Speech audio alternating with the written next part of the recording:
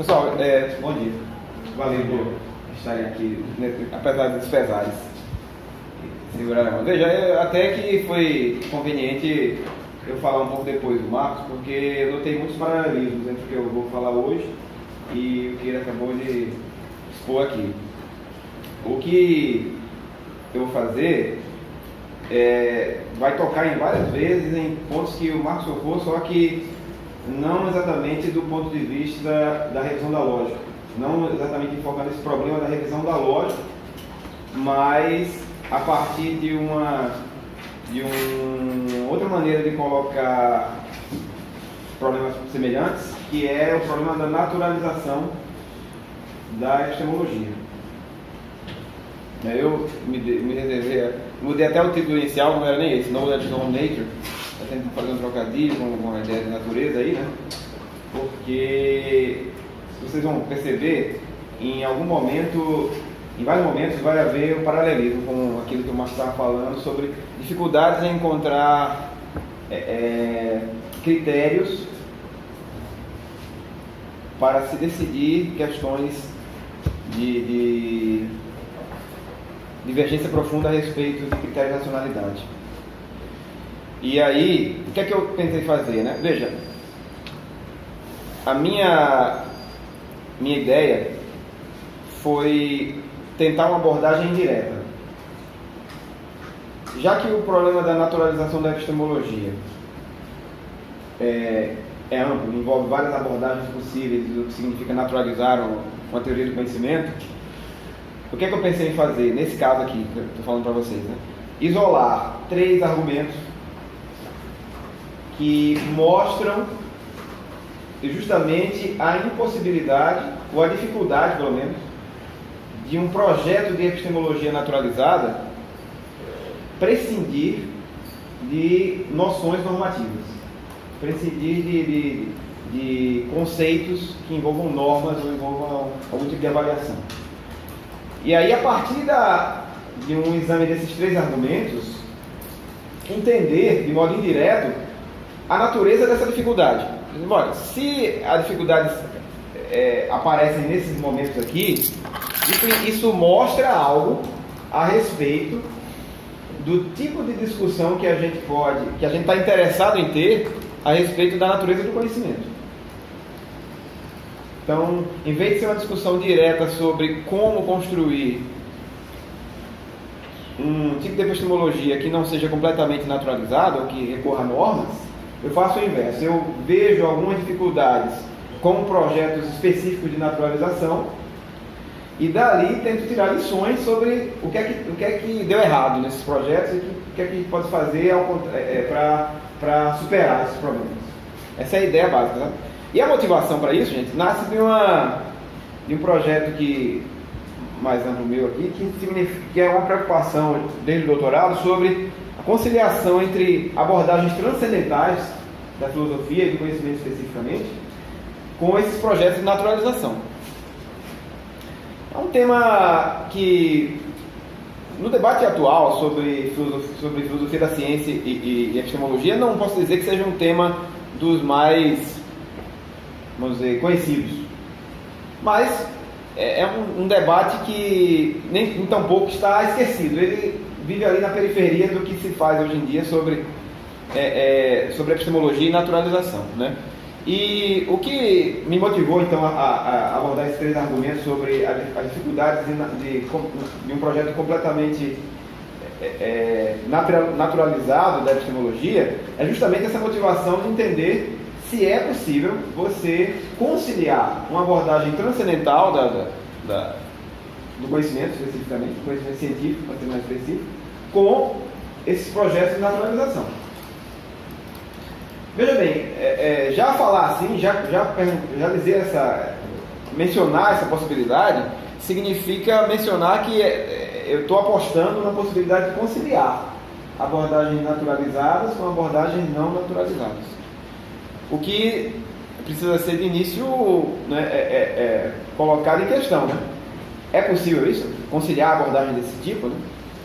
E veja, eu peguei a formulação aqui de uma maneira de você entender o que seria um projeto de naturalizar a epistemologia transcendental, né? Desse autor aí. Kassan, que diz o seguinte, nesse caso, num artigo que ele escreveu, em 2003, ele propõe assumir a ideia de naturalizar a epistemologia transcendental com um projeto que está comprometido com a tese de que uma investigação apropriada das condições necessárias e transcendentais, né, deve, de algum modo importante, relevante, né, levar em conta, né, o que as ciências que temos, nos informa a respeito dessas condições transcendentais.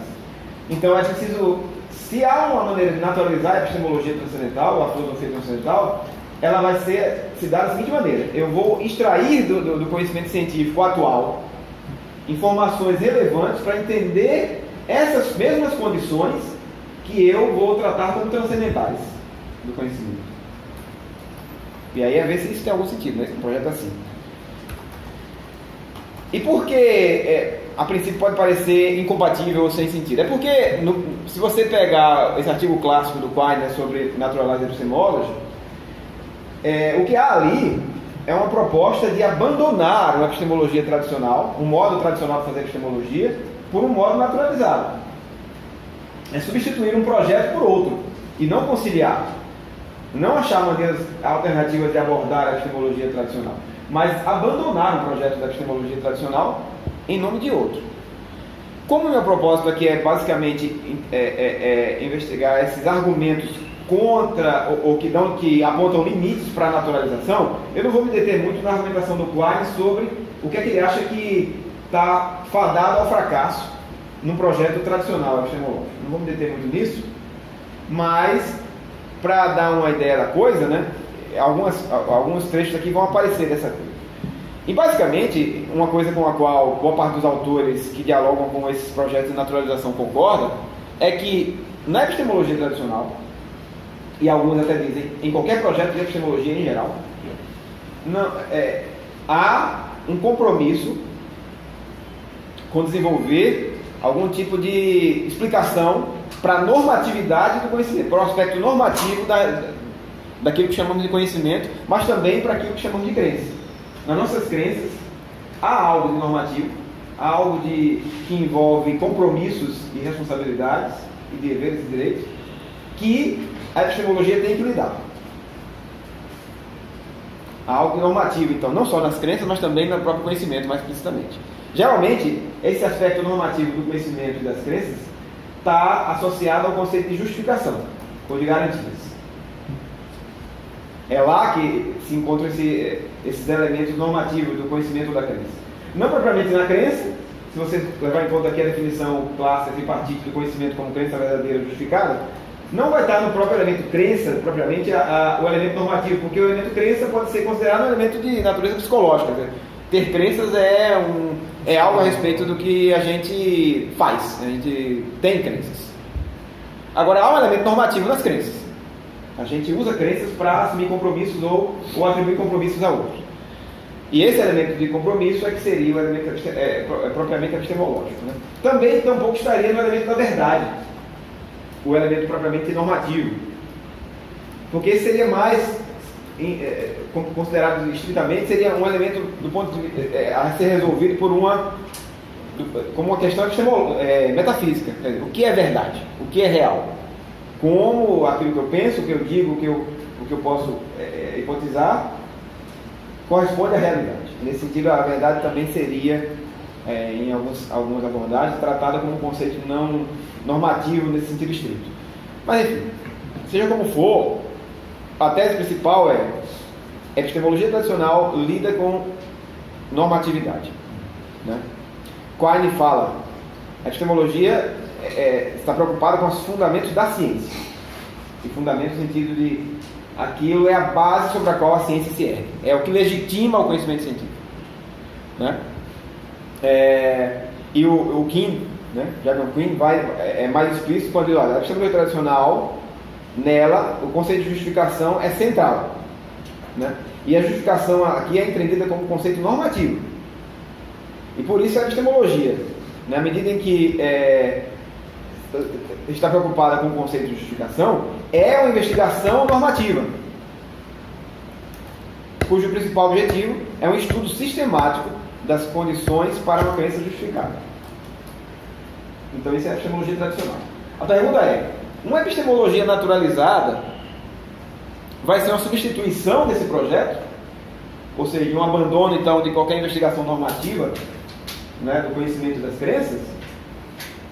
Ou vai simplesmente aceitar que esse elemento normativo está presente na noção de crença e conhecimento e vai tentar explicá-lo em termos não normativos e, portanto, naturalizar a explicação do que é o conhecimento e do que é a crença justificada, né? Os três argumentos que eu vou explorar basicamente têm abarcam essas duas opções, né?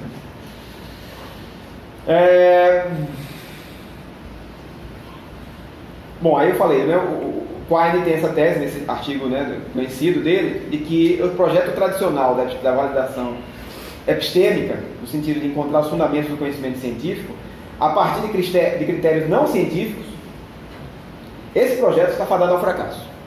Então, o Marx se referiu aqui a maneiras fundacionistas, né, de explicar o conhecimento e a crença, e o Quine está atacando um projeto desse tipo, né? Ele faz uma analogia basicamente entre um projeto de fundamentação da lógica, a partir da matemática, né, da teoria dos conjuntos e dos princípios da lógica. Desculpa, fundamentação da matemática a partir da lógica, troquei as bolas. Fundamentação da matemática a partir da lógica. E ele disse que o projeto vai avançando até um ponto em que chega num resultado não tão satisfatório como se esperava a princípio, porque você tem que acoplar aos princípios da lógica a teoria dos conjuntos para, com isso, criar esse fundamento da matemática. Ele faz a analogia desse projeto na lógica com o projeto na epistemologia, associa isso com o projeto do Carnot, por exemplo, e diz que esse projeto falhou por várias razões que eu não vou aqui explorar, né? Mas aí o Quine diz uma coisa interessante para dizer, olha, tudo bem, o projeto tradicional tem que ser abandonado e eu proponho que a gente substitua ele por um outro que de algum modo vai cumprir, vai preencher uma demanda que a epistemologia tradicional tinha e não conseguiu preencher. E ele formula isso mais ou menos assim: a epistemologia tradicional antiga aspirava, né, conter, em um certo sentido, a ciência natural. Ela ia construir a ciência natural a partir, de algum modo, dos dados sensíveis. Então eu criaria uma teoria do conhecimento que explicaria o que são os dados dos sentidos e também explicaria como derivar dessa base empírica, pode ser objetos físicos para o fisicalismo, né, ou dados do sentido mesmo em sentenças protocolares, como criar essa base, derivar dela todos os conceitos científicos. E aí esse projeto de derivação, por dedução ou qualquer outra coisa assim. E aí, nesse sentido, a epistemologia antiga continha, né, a ciência natural, assim, na medida em que explicava como a ciência natural se derivava desses dados. E agora ele propõe que essa epistemologia naturalizada, né, está contida na ciência natural, como um capítulo da psicologia.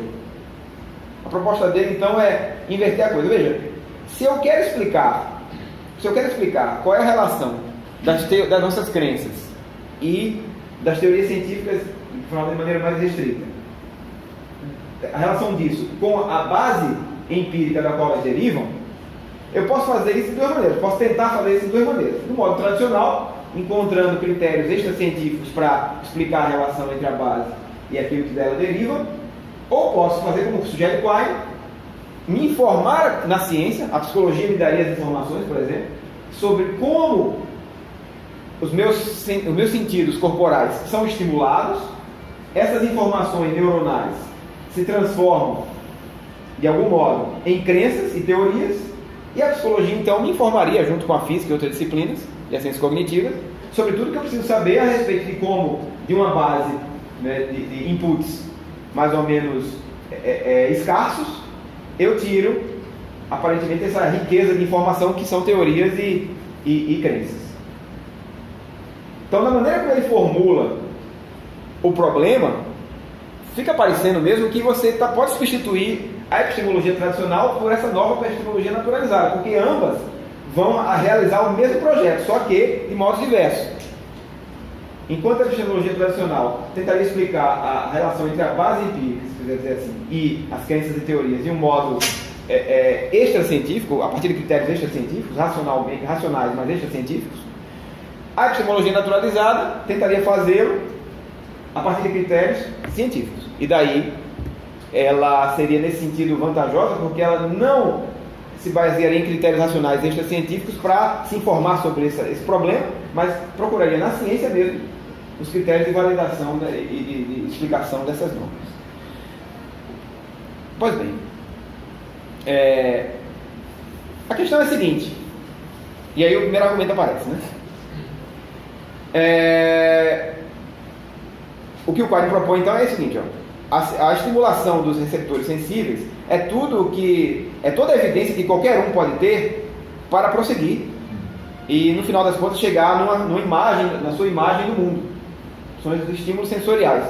Então, por que não apenas ver exatamente como essa construção de uma visão de mundo acontece de fato, em vez de ficar elucubrando, criando reconstruções racionais do conhecimento que ficam criando modos fictícios, digamos assim, de explicar a relação entre esses estímulos sensoriais e a visão de mundo, a teoria ou a crença. Por que recorrer a essas reconstruções mais ou menos fictícias, em vez de ir para os fatos e ver o que a ciência nos informa sobre como isso de fato acontece? Por que não, então, não migrar da epistemologia, no sentido tradicional, para a psicologia? Basta migrar, a psicologia me informa. Ela me diz como os dados sensoriais são obtidos, como os receptores sensoriais acabam a informação, e pode me informar também como isso acaba gerando crenças e teorias e coisas do tipo. Por que não fazer isso? Bem, e aí o argumento tem a seguinte, você pode reconstruir da seguinte maneira. Uma descrição naturalizada do conhecimento humano vai favorecer algum tipo de evidência empírica, algum tipo de método científico ou algum tipo de explicação causal. No caso do Quine, ele enfatizou, pelo menos naquele momento, naquele texto, as explicações da psicologia. Ele sugeriu que a psicologia substituísse a epistemologia nesse caso. Então ele escolheu a psicologia como ciência para fazer essa explicação. Pois, escolher essas evidências empíricas, esse método científico, ou a explicação causal que alguém vai usar, né, para fazer a explicação de como de uma base empírica escassa de inputs você sai com um resultado rico de informação, você vai fazer essa escolha baseada em alguma razão. Ou vai fazer de maneira arbitrária. Se você quer uma teoria científica sobre o conhecimento científico, você não pode se dar ao luxo de fazer uma escolha arbitrária nesse caso. Você tem que fazer por alguma razão. E é aí que esse argumento pega no pé do Quine. Bom, então qual a razão que você vai usar para escolher essa ciência ou aquela outra, para aquele método científico e não outro, aquele critério de eficácia científica e não outro, para usar como fundamento da sua explicação da epistemológica, explicação do conhecimento.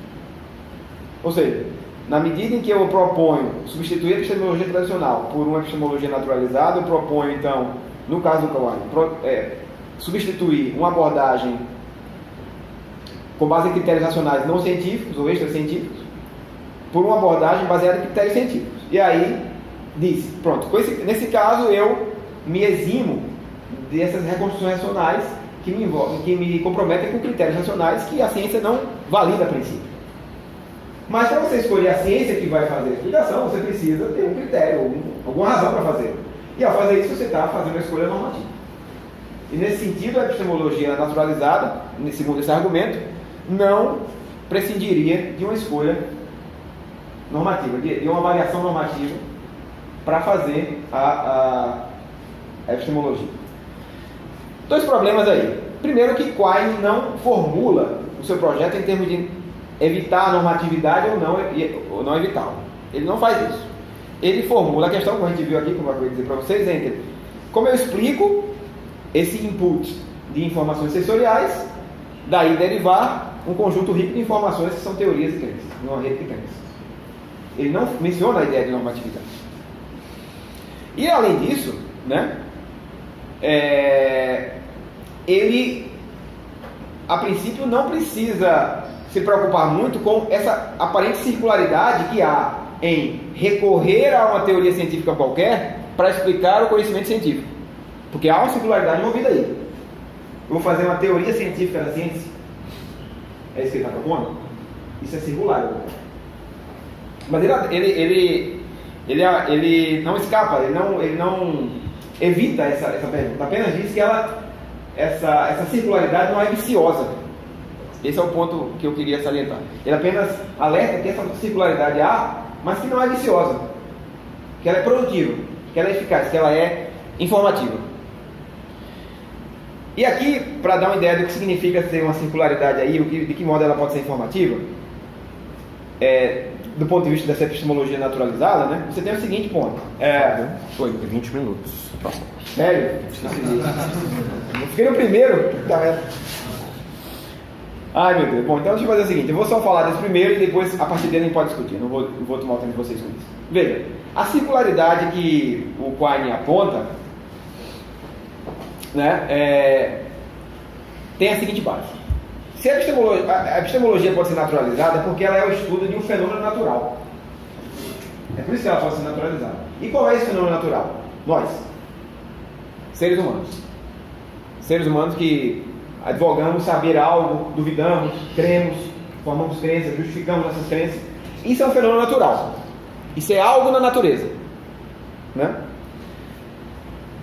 E aí, esse algo na natureza, que é o ser humano, a ele é atribuído a capacidade de receber inputs e produzir outputs, saídas, resultados. E aí, nesse sentido, naturalizar a epistemologia significa dizer você tratar tanto o sujeito cognoscente quanto o objeto da cognição como partes de um mesmo domínio da realidade, que é a natureza, nesse sentido, são partes de uma mesma dimensão ontológica. Não há diferença crucial. Né? E o que é que almeja então essa circularidade de você fazer uma teoria científica do conhecimento científico? Ela vai ser uma circularidade que vai te dizer o seguinte, olha, para ler a passagem dele aqui, né?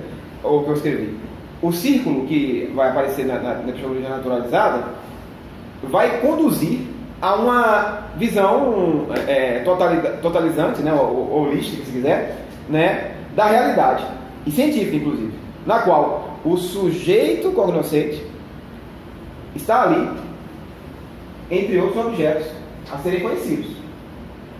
Não há uma dimensão especificamente humana que você tenha que tratar como ontologicamente diversa das outras, e nem epistemologicamente diversa. E aí, já que o meu tempo está esgotado, o que eu posso dizer para vocês é o seguinte. Na verdade não, tem mais 5 minutos. Né? Ah, tá. Então, agora deve ter uma. Agora menos. ai meu Deus do céu. Eram 25 para cada, né? Você tem mais 3 minutos. 3 minutos. Então, o que você tem então é uma circularidade que envolve, essa é uma hipótese, envolve um pressuposto metafísico, que é o seguinte: na relação cognitiva, nós seres humanos, ou qualquer organismo, qualquer ente que cumpra essa função de sujeito cognoscente, e aquilo que é objeto da cognição, são partes de um mesmo domínio da realidade. Isso seria o fundamento, o pressuposto ontológico escondido, que justificaria, que daria razão de ser para um projeto de naturalização. Já que não tenho muito tempo, eu vou passar então para o que isso tem a ver com a filosofia transcendental. Pois bem, o que é que uma abordagem transcendental, segundo meu ponto de vista e a minha hipótese, teria de vantajoso com relação a esse projeto de naturalização? E de que modo ela poderia dialogar com isso? A vantagem seria que uma abordagem transcendental do conhecimento não precisaria adotar esse pressuposto ontológico que parece estar implícito no projeto de naturalização advogado pelo Quine. Por que não precisaria? Porque no projeto de filosofia transcendental, de análise do conhecimento, o que acontece é o seguinte: você adota o conhecimento científico atual, de um certo momento da história, né, como ponto de partida. mas não do modo como a epistemologia naturalizada que eu acabei de expor aqui para vocês o faz. Apenas tenta analisar a estrutura dessas teorias científicas e identificar nessas estruturas, aquilo que elas expressam como sendo típico do nosso modo humano de interagir com a natureza. Então, ao fazer isso, ela não pressupõe uma ontologia qualquer de objetos já pré-existentes. Ela pressupõe apenas que eu tenho teorias científicas atuais sobre o que há no mundo. Ela não pressupõe, para dizer uma frase mais clara, entender, ela não pressupõe nenhuma ontologia mais ou menos implícita e inocente sobre o que há no mundo. Ela não precisa assumir compromissos ontológicos de partida. Ela apenas precisa assumir que há teorias científicas que tentam descrever o que há no mundo. E extrair, a partir dessa análise que a gente chama de transcendental, as condições para que esse tipo de interação científica com o mundo aconteça. E com isso ela é mais flexível do ponto de vista ontológico. Ela não precisa se comprometer de início com nenhum quadro específico de objetos, de coisas que há no mundo. Ela pode permanecer aberta a várias maneiras de construir a ontologia no mundo, dependendo de como você analisa o modo como as teorias científicas, isso vale para ciências naturais, mas também para ciências sociais, como essas teorias exprimem as condições de interação dos seres humanos com o mundo, sem supor que seres humanos são objetos do mundo. Percebe? Sem supor seres humanos como parte do mobiliário do mundo, já de antemão. Simplesmente supor que há teorias científicas e que elas constroem, que elas reservam um lugar para as interações entre seres humanos e os objetos que pretendem conhecer, seja lá como isso seja construído. Bom, meu tempo acabou, poderia ser mais específico quanto a isso, mas talvez na discussão a gente consiga, né?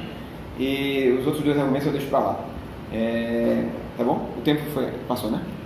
Creio que sim, né? Passou. Então, beleza. Ok. É isso, pessoal.